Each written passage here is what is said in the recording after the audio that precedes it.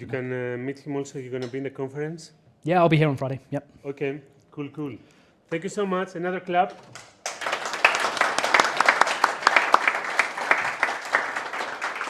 Thank you.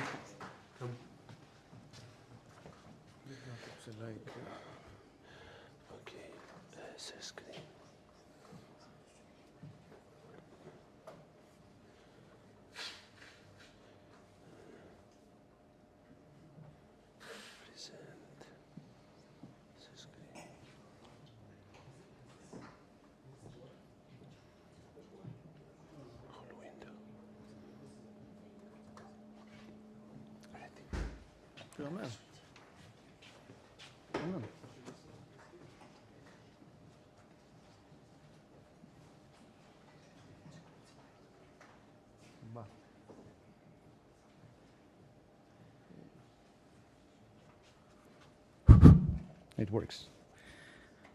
Okay, so hello everyone. I'm from GWI. Come on. And today we are talking about how we learn to stop worrying and love the versioning in micro-frontends. I'm Naim Gkamperlo. Friends call me Nambo, similar to Rambo. That's the only joke for today. And I'm an associate director of engineering in GWI. And you will ask what we do in GWI.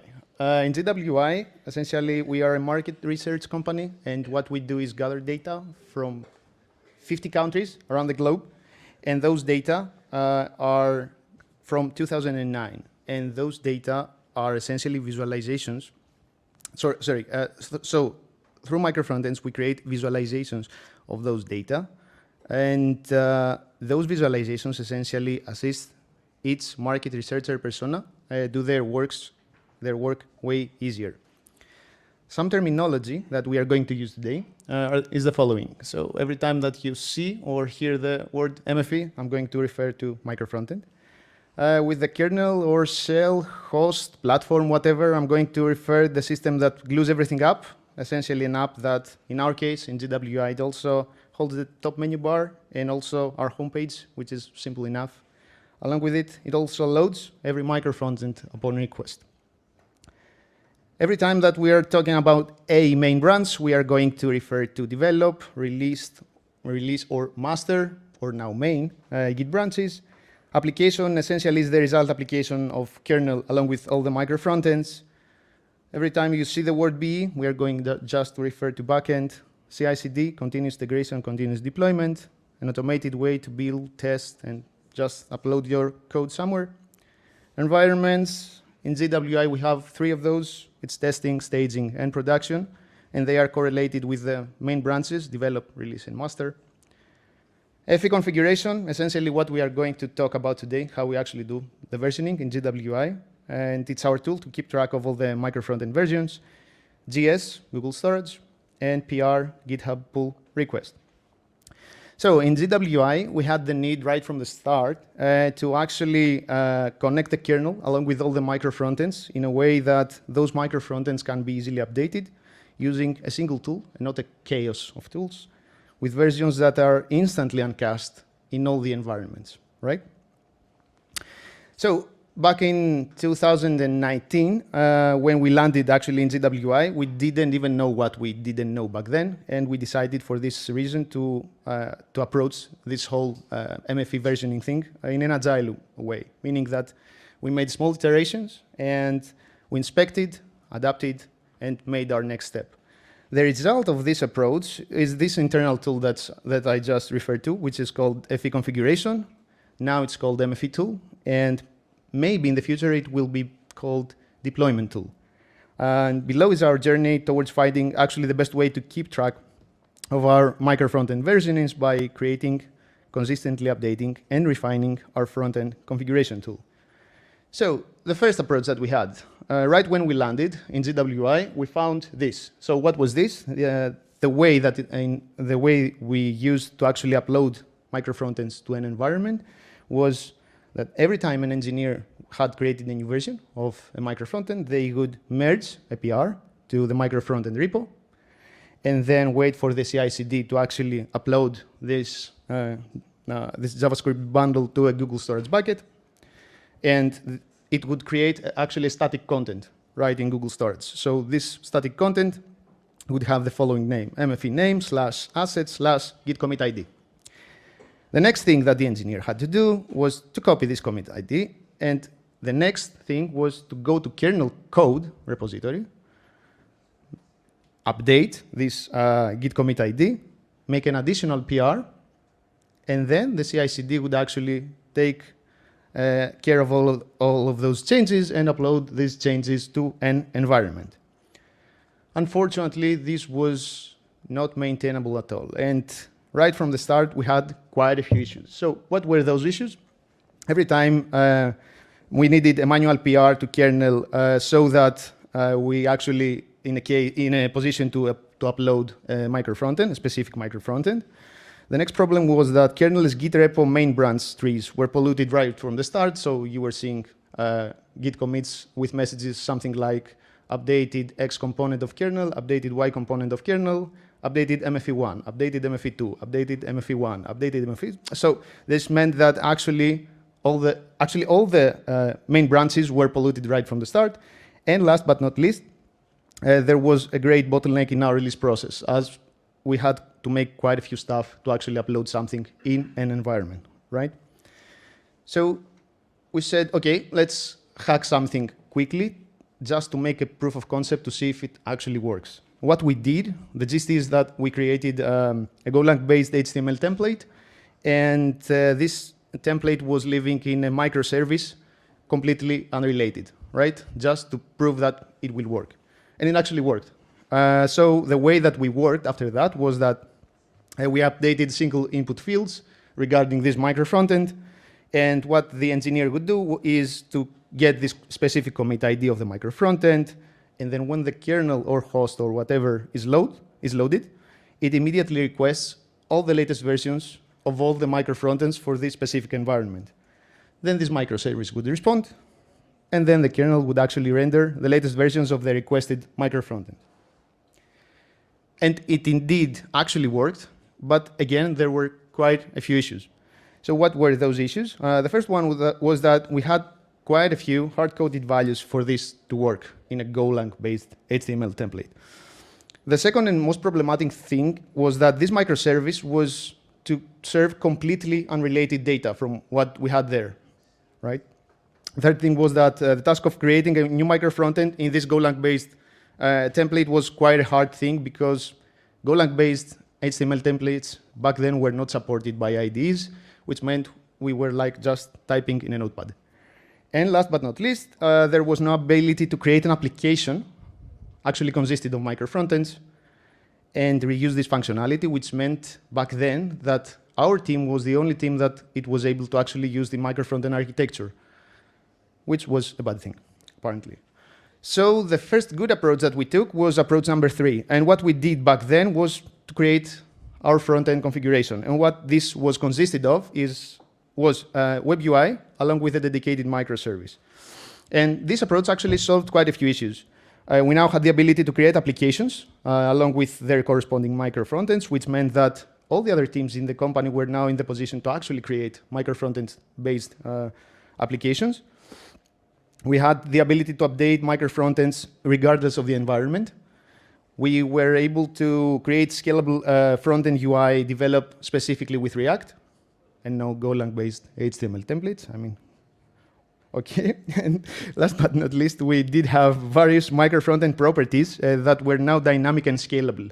The issue with Golang-based HTML template, the approach number 2, was that we had quite a few hard-coded stuff. And the fact that we now had only dynamic variables per micro-frontend was something like an ecstasy back then. So that was the very reason that we actually named our whole solution Microfrontend Configuration. So the way that this worked, similar to approach number 2, was that the kernel or host or whatever, when it actually loads, it would make a request to the front-end configuration service now. And then when it would get all the latest micro-frontend versions, what it would do next is, upon user's request, so if the user, let's say, would like to have access to this one, to this, to this micro-frontend right here, it would actually go to Google Storage bucket, fetch the JavaScript bundle, and render it in the dedicated placeholder that we have right here. Yet again, we had another thing that was missing. Actually, quite a few things. So what were those things? The first one was that there was no list of the latest versions per micro-frontend, which meant back then that there was no easy way to actually just roll back to the previous version. We didn't have the ability to have long-lived feature branches to test out stuff. There was no usage of already implemented design system, and there was no maintenance mode, either per micro-frontend or per application. Essentially, in GWI, what we mean with maintenance mode is restrict access to a specific micro-frontend, to a specific application, and actually, in approach number 4, also restrict access to the whole API. So what we did in approach number 4 was to make a completely revamp of micro-frontend tool. We actually utilized the GWI's design system. We introduced the support of feature branches. We were now having the latest versions per micro-frontend for easier rollback, as we just said. We now gave the ability to provide backwards compatibility because all the other squads were not already updated to our latest version. So we want to give them time and space to do it in their own time. And last but not least, we also implemented maintenance mode per micro-frontend and per application and per API service. So what are feature branches? So according to Atlassian, the core idea behind the feature branch workflow is that all feature development should take place in a dedicated branch instead of the main branch. What we did in GWI is essentially match this feature branch code to a specific UI. We also would like to deploy this to any environment at any point. And this UI should be accessible with dedicated URL. So what we did is that we would like to access certain feature branches in certain environments, and this was the way that we did it. We provided the GWI platform URL / feature branch name / micro-frontend name. And now, we also needed to have the ability to work on the same feature branch in multiple micro-frontends. Last but not least, we wanted something that would be super scalable. And so what we did was that the first working approach was that every time that the engineer would actually start branch typing feature branch / asterisk, the CI/CD would be triggered. The cloud, after building and testing, the code would be uploaded to a Google Storage bucket with a specific commit ID. And then the engineer or whoever would go to the front-end configuration UI and create a new feature branch, activate the newly created feature branch, and last but not least, on the micro-frontend page, we would match the commit ID to this specific feature branch. In this way, we are actually able to access any feature branch running parallel on the production or staging or testing environment by using just our feature branch name. Yet again, though, we did have a problem. And what was the problem? The problem was that, let's say that the engineer would create a branch out of develop. How would they be in the position to upload it to production environment directly? So once again, we made another change, and this change was the following. In our pull requests, we create GitHub labels, actually predetermined GitHub labels, so something like feature branch _ staging or feature branch _ production, for instance, and then a new GitHub action would start. And what this GitHub action would do is automatically create all the required DB entries along with actually uploading our code in Google Storage, thus giving our engineers the ability to upload our feature branch in any environment. What do we mean with super scalability? So actually, we do have some pros and cons. So the pros are the following. We do have application resilience, and this actually is due to the fact that we actually use micro-frontends. And by this, a failure to retrieve a specific version of a micro-frontend actually restricts the problem to this specific micro-frontend. Our main environments are intact and not polluted by any changes that want to be tested by either PMs or designers or engineers. And last but not least, and this is my favorite, there is reduced friction between our teams. And why is that? Because teams actually develop on their own pace, because we actually support any kind of feature to be uploaded whenever, without actually restricting one team or the other. And my favorite is mixing and matching micro-frontend versions. And actually, the fact that this is so easy to mix and match versions, we are able to test out features across multiple micro-frontends very easy. Last but not least, we need actually less time to actually be organized around deployments. The only thing that is bad about this implementation is that is there actually enough money for more Google Storage buckets? And the thing is that we thought that right from the start. And the issue was that we knew that we would create a ton of Google Storage buckets to support this thing. And for this reason, we have made the following things. We have created cron jobs, schedule tasks, that what they do is essentially clean all the deleted or expired or merged feature branches. And what they do essentially is both delete all the database entities along with all the bundled JavaScript files from Google Storage. Okay, here comes the pain. So I just want to have a quick demo. You can see right here that this is the production environment. So this is our application. Essentially, each and every one of those hyperlinks right here, along with this thing right here, are micro-frontends. And they are rendered right here. And this is, again, a production environment, but it also has the City.js feature branch. So, sorry, how is this thing linking? Okay, I'll just do that. So, in our main production environment, when we open global search, which is this micro-frontend right here, you can see that it works as expected. But when we come right here in the City.js feature branch, if we click this, we are actually able to make something completely different without polluting our production environment, which is the cool part. And last but not least, again, this is the production environment. Just give me a sec.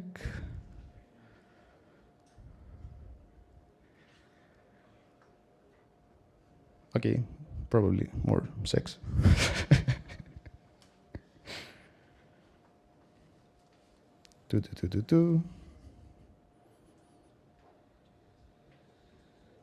Apparently the server doesn't respond. We should call our DevOps. Okay, so I would like to actually show you our tool, but we are not that lucky. Sorry for this. So, next steps. In GWI in general, we have started exploring trunk-based development because we are using Git flow. Actually, most of us, not all of us. And in case we actually implement in most of our micro-frontends trunk-based development, this means it will actually need changes in our tool too, because there we have also to take into account, let's say, feature flags or whatever, right? We would also like to create a backend equivalent approach and be in a position to actually change stuff for the backend through this tool. And this is the reason that right in the start I just said that maybe it will be called deployment tool. And if we do both of those stuff, we will be in a position to actually enable A/B testing through this tool alone, which will be actually great. And the good stuff is that we will also be able to create product reports, right? And my personal goal is that I would like to have in GWI multiple full stack deployments per day, tested in a production environment without actually polluting the production environment.